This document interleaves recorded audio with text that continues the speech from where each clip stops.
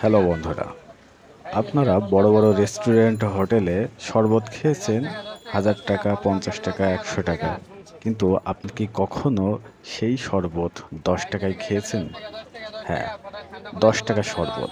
এই যে বিভিন্ন রকম ফল দিয়ে তৈরি এই 10 টাকার শরবত আপনি পাবেন গুলিস্তান বাইতুল মোকাররম জামে মসজিদের সামনে। এখানে বিভিন্ন খোলা জায়গায় এই ফলের শরবত বিক্রি হয়। আর এক গ্লাস শরবতের দাম অনলি 10 টাকা, 10 টাকা। এখন আপনি ভাবতে পারেন এরা এত কম দামে কি কারণে কিভাবে বিক্রি করে। এটা আমিও জানি না যে তারা কিভাবে এত কম দামে বিক্রি করে, কিন্তু শরবতের টেস্ট আছে। এই একই শরবত যদি আপনারা বিভিন্ন বড় রেস্টুরেন্ট হোটেলে যান, সেখানে দাম নেবে মিনিমাম 100 টাকা।